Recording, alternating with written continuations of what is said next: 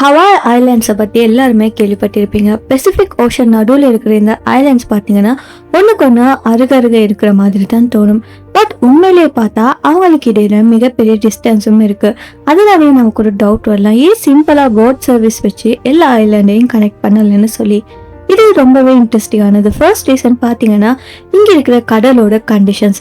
ஹவாய்க்கு அருகே Pacific ocean waves and கடல் super அன்பிரடிக்டபிளாக இருக்கும். சில நேரங்களில் கடல் ரொம்ப காமாக இருக்கும், ஆனால் சடனாக டேஞ்சரஸான ஹை வேவ்ஸ் எல்லாம் வரும். ஸோ இந்த மாதிரியான அன்பிரடிக்டபிளான கடலில் இந்த போட்ஸ் எல்லாம் சேஃப் இல்லை. அதுக்கப்புறமா பார்த்தீங்கன்னா டிஸ்டன்ஸ். சில சின்ன சின்ன ஐலாண்ட்ஸ் எல்லாம் ஒன்றுக்கு கிட்ட இருந்தாலுமே சில மேஜரான ஐலாண்ட்ஸ் பார்த்தீங்கன்னா ஆல்மோஸ்ட் 100-150 கிலோமீட்டர் டிஸ்டன்ஸில் தான் இருக்குது. நார்மலான போட்ஸுக்கு அந்த அளவுக்கு போகிறது சேஃப் இல்லை. மிடில் ஏதாவது ஒரு பிரேக் டவுன் ஆயிடுச்சுனாலும் ரெஸ்கியூ பண்ணுறது ரொம்பவே கஷ்டம். ஸோ அதனால தான் இந்த பிளேன் சர்வீஸ் தான் ஃபாஸ்ட்டாகவும் சேஃபாகவும் இருக்குது. அதனால தான் கவர்மெண்ட்டும் மக்களும் போட்ஸை விட ஃப்ளைட்டை ப்ரிஃபர் பண்ணுறாங்க. சில இடங்களில் இன்டர் ஐலாண்ட்ஸில் ஃபெரிஸ் எல்லாம் இருக்குது, ஆனாலுமே அது எல்லா ஐலாண்ட்ஸுக்குமே இல்லை.